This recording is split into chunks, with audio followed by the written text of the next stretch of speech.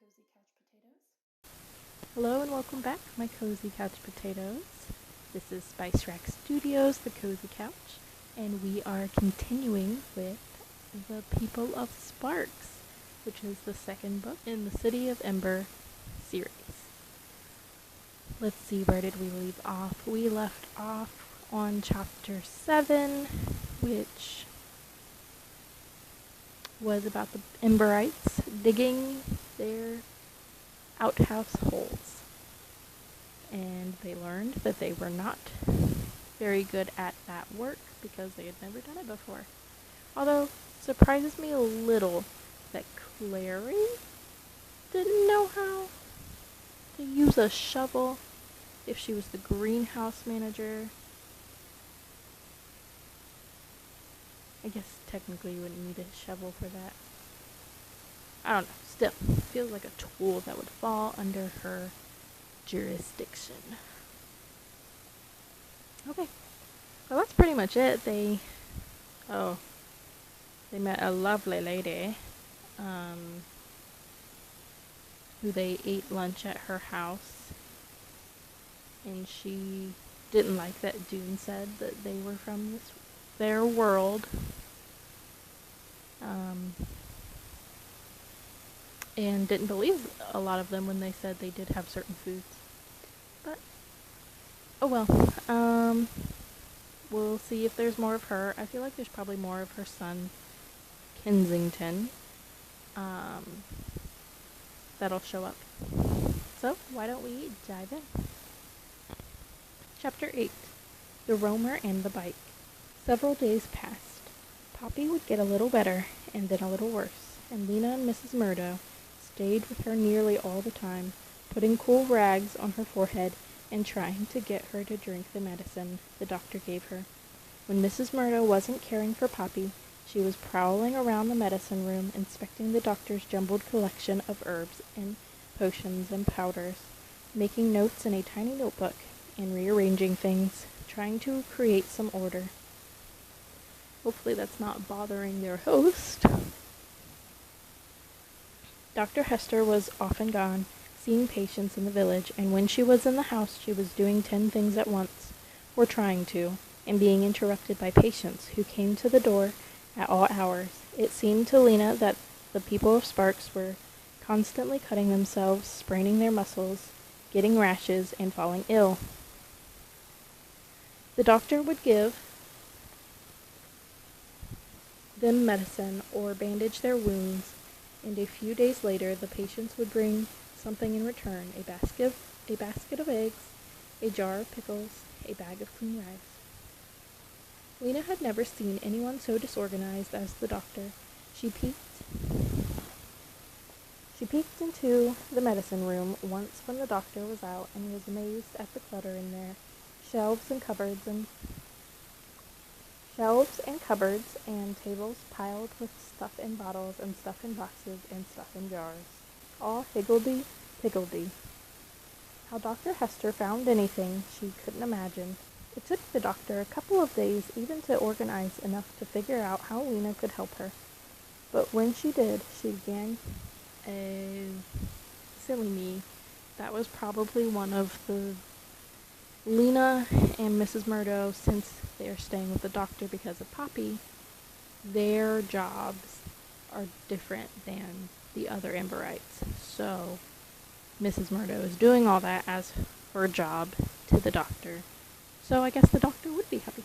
But when she did, she began giving her one chore after another, and sometimes several all at once, often forgetting that Lina didn't know how to do them. "Could you go and water the asparagus?" she'd say. Then before Lina could ask what asparagus was, and where to find it, and what to put the water in, she'd say, "And then can you rip some of those rags in the kitchen basket into strips for bandages? And when you've done that, maybe you could wipe the floor in the medicine room. I spilled something the other day, I think over by the window. And the chickens, they need to be fed." And then she'd be out the door, leaving Lina to remember the string of tasks and figure out how to do them. Everything here seemed extremely inconvenient to Lina.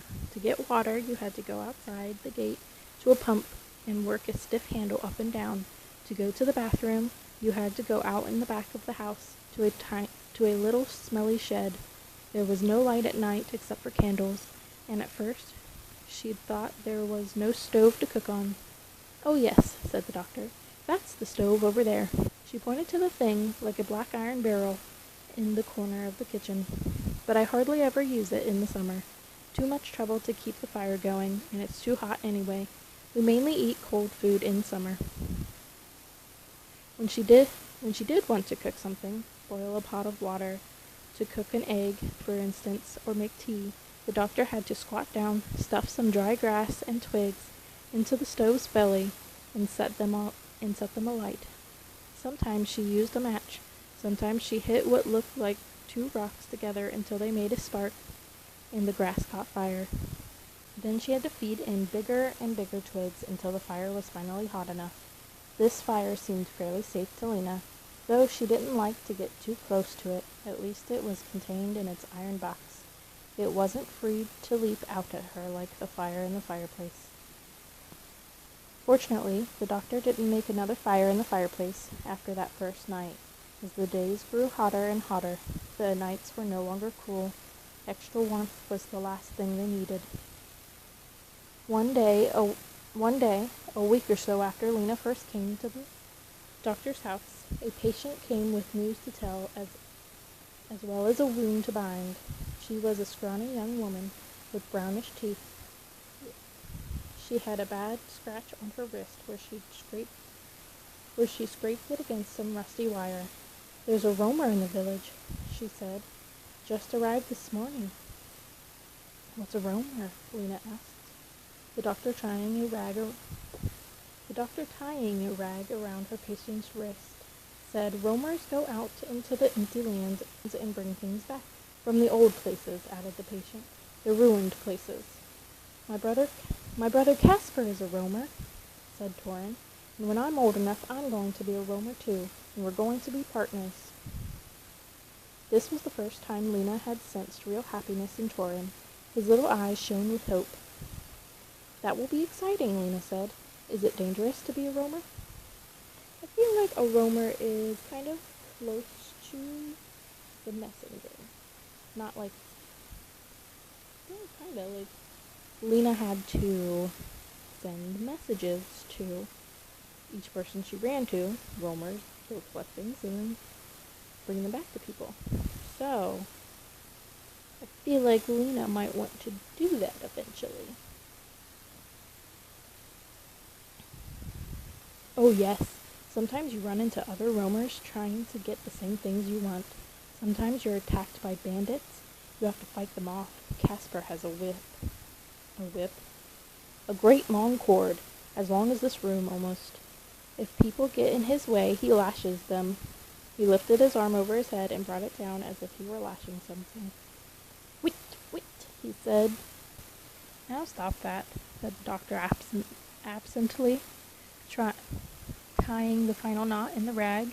The patient left, and Lina and the doctor and Torin, along with Mrs. Murdo carrying Poppy, went down to the market plaza to see the roamer. A crowd had assembled in the plaza. Lina looked for Dune, but she didn't see him. She saw only a few Emberites, in fact. Most of them must have been working in other places, but a great many villagers were there, clustered around a big truck. The truck was loaded with barrels and crates, and on it stood a brown-skinned woman with wiry muscles in her arms and legs. "I've been in the far north," she cried out in a shrill, strong voice, "out in remote corners of the empty lands. I've traveled roads where I saw no human being for weeks on end, and in these distant regions, I came across houses and farms that had never before been searched. I've treasures for you today." She beckoned with a long brown arm. "Step up and look." The crowd pressed forward. Apparently this roamer was known to the villagers. Some people called out greetings and questions. "Did you bring us any writing paper this time, Mackie? What about seeds? What about tools? And matches?" I don't know why that last person sounded like that, but that's what came out of my mouth.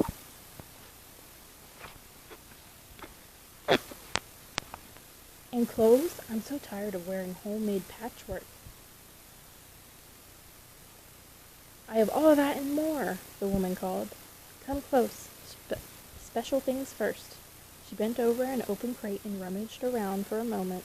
When she stood up again, she was holding a blackened iron cooking pot, so big she had to use both hands to lift it. What am I offered? What am I offered? She cried. Half a bushel of dried apricots, a bushel of peas, barrel of cornmeal. The woman listened, cocking her head, her eyebrows raised. She waited until the offer stopped and then pointed at a tall young woman with shiny black hair who had offered 5 loaves of apricots. 5 loaves of apricot cornbread. Done, she said, and she lowered the pot into the young woman's hands. For the next special thing, the roamer reached into a big cardboard box. She brought out a smaller box colored blue and held it high. Soap flakes, she cried. 24 boxes of them. Dozens of people bid for these. They were all gone in minutes. Then came more cooking pans, 2 thick jackets of shiny material, rolls of rope, garden tools, books, a pair of scissors, some doorknobs, some nails. There were a few odd, useless things, too. For half a dozen carrots, one woman bought a pair of faucets, one with a H and one with a C. What will you do with them? Asked Lina. People here got their water from long-handled pumps that stood at certain spots in the village. No one had indoor running water. I'll turn them upside down, said the woman. They'll make good candle holders. I mean, good on you, lady. Do what you need. When the roamer brought out a handful of jewels, Lina gasped. She had never seen such things. Necklaces and bracelets made of gleaming stones and silver chains. But only a few people seemed interested in them, and they bid hardly anything. One girl bid a couple of potatoes, but a man got them for a slightly used pair of sandals. If my wife doesn't want them, he said, I'll use them to pretty up my oxen. The roamer brought out the last of her wares, packets of paper, boxes of safety pins, some spoons and forks. The doctor stepped up to buy a set of small glass bottles. Dr. Hester, the roamer said. Good to see you. And you, Mackie, said the doctor. It's been a long time. I was hoping you'd be here, the roamer went on. I ran into your nephew the other day. Casper? Cried Torin in a voice so piercing that several people looked up, startled. Where is he? He was up in the apple country, said Mackie. I told him I was coming down here, and he said to tell you he's heading for home. Is that right? Said the doctor. She was clearly not as excited as Torin. We haven't seen him for quite a while. 1 year, 10 months, and 19 days, said Torin. When will he be here? Did he say? Should be soon, said the roamer. She was putting the little boxes into a cloth bag. I'd guess within the next 2 weeks or so. When the roamer's sail was over, Lina walked home along the river road with the doctor and Mrs. Murdo and Poppy, who was asleep in Mrs. Murdo's arms. Torin left ahead, his thin legs splaying out sideways. He bounced off steps, jumped onto walls, leapt up to grab branches off trees, and swung from them. As they neared the doctor's house, Torin, who was way ahead of them by now, suddenly turned around and raced back. You have to get out of our room, he said to Lina and Mrs. Murdo. My brother will want his own room, and he'll want me to be with him, and he'll want to be with me.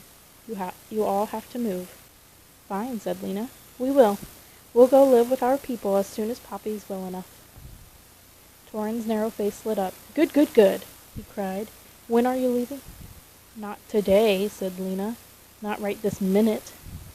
But soon, he cried. But soon, Torin cried. He skipped ahead of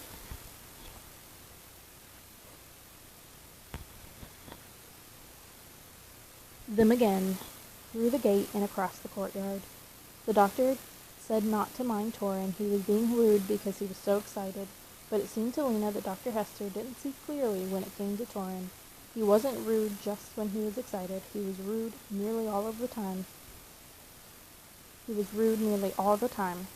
The doctor was so preoccupied with her work that she hardly noticed him.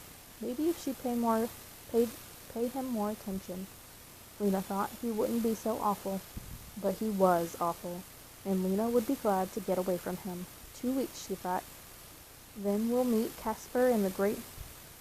Then we'll meet Casper the Great, and if Poppy is well by then, Torin can have his room back, and we'll go and live with Dune and the others. Now and then, Lina saw people on wheels going by on the road in front of the doctor's house.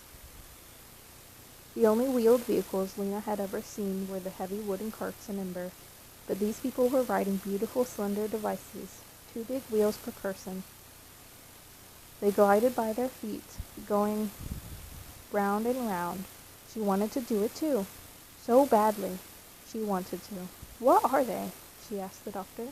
Bikes, of course, said the doctor. You've never seen one? No, said Lina, looking at the bike with longing. If she could have a bike, she thought, she could go even faster than when she ran. She could go so fast and so far. She looked out toward the endless rolling hills. She could go everywhere. She could go to wherever the roads ended. I wish I could ride one, she said.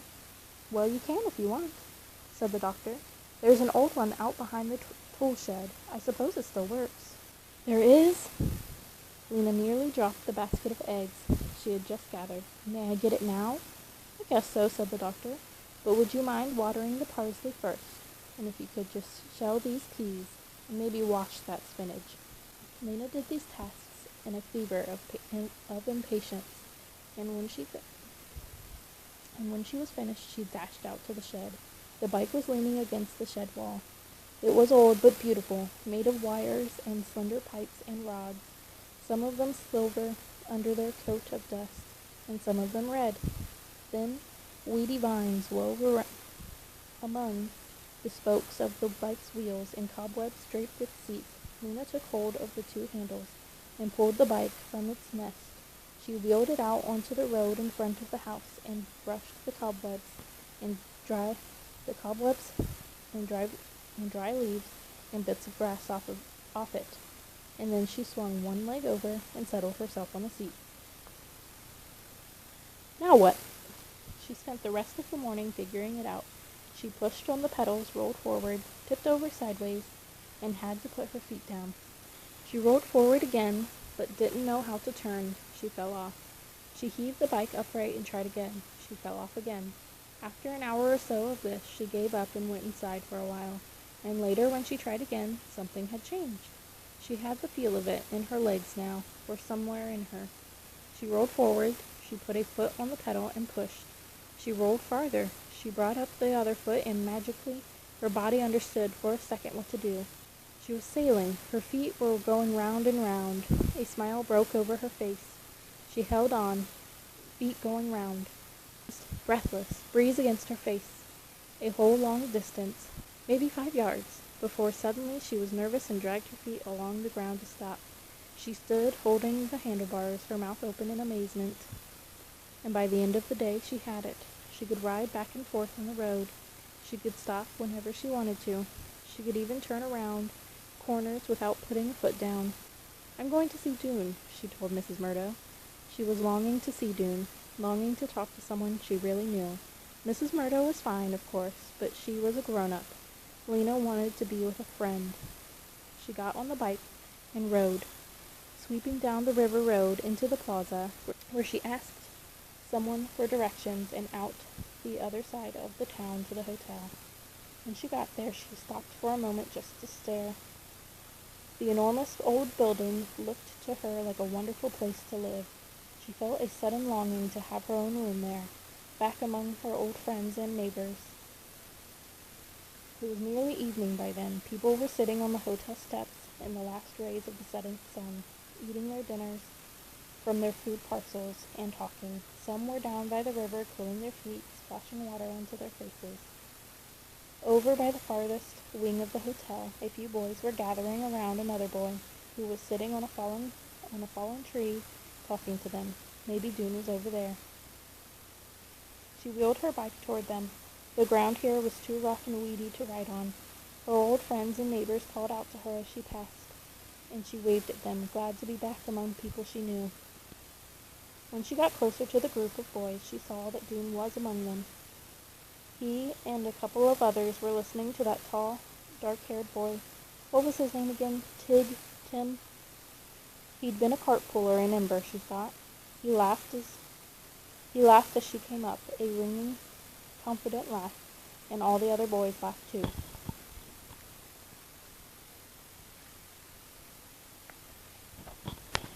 She went up behind Dune and tapped him on the shoulder. He turned around. She grinned at him. "Look, Dune," she said. "I have a bike." He seemed astonished to see her. "Oh," he said, "Lina." "Come and talk to me," she said. His eyes shifted back toward the tall boy. "Okay," he said, but he didn't move. "Come on," said Lina, tugging at his jacket. They walked down toward the river. Lina leaned the bike against a tree, and she and Dune sat facing each other on the ground. "What a huge place," she said, waving an arm at the Pioneer Hotel, and talking fast in her eagerness. "What's it like? Will you show me around?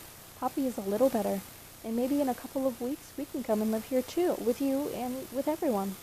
Dune nodded. "That would be good," he said. "It's kind of lonely at the doctor's house," Lina went on. "There's a boy there who doesn't like us, and the doctor is so busy she can hardly think. And her house is a mess, and I have to do a million chores." She paused for a breath. "Today we saw a roamer, Dune." "A roamer?" She explained what a roamer was. Dune listened, but she saw his eyes veer back toward the group of boys. "Who is that boy?" she asked. "The one who's talking. Tick Hassler," said Dune. Lina turned around and looked at him. He was handsome, she thought. His black hair was thick and glossy, and his face was all sharp angles, as if it had been carved from wood. "Is he a friend of yours?" "Sort of," said Dune. I'm just getting to know him." "Oh," said Lina. "Do you know which room Lizzie is in?" Dune said he didn't. "I don't stay inside very much," he said. "It's kind of dark and dismal in there. What I like is being outside." He pointed up into the branches of the trees, where little fluttery things were hopping around. "Remember when we first saw those?" he said. "When we'd just come up from Ember? I learned that they were called birds. When you start really looking at them, you see there's all different kinds. I've seen ones with a yellow chest, and ones with stripes on their wings, and ones with blue heads. There's even one that's bright blue." He gazed upward. "It's strange, isn't it? Why have all these different kinds, I wonder, just for the fun of it?" A burst of laughter came from the group of boys around Tick Hassler. Dune glanced over at them. "Do you like it here, Dune?" Lina said. "In the village of Sparks, I mean." "I do," said Dune. "I like it a lot." "Me too," said Lina. "Mostly. But it sort of worries me that we have to leave in 6 months," Dune says. "There's so much we need to learn." "Well, I guess so," said Lina. "But maybe if we leave, I still wish." "Wish what?" said Dune when she trailed off. "Oh, I don't know." She'd been going to say she wished they found the city she used to dream of, but she was afraid Dune might think that was silly. The sun was going down. Shadows grew longer. "Show me your room before I have to go," Lina said, "so I'll know where to find you." Tick was walking away, and the other boys were following him. Dune gazed after them. "I can't right now," he said. "I will next time you come." "All right," said Lina. "All right," Lina said. She got up from the ground and swatted the leaves off her pants. She picked up her bike. "I'll see you sometime," she said, and she rode back to the doctor's house, feeling lonelier than she had before. All right, my cozy couch potatoes, that is it for chapter 8. I hope you enjoyed that chapter as much as I did, and I hope to learn more with you soon. Have a good one. Bye.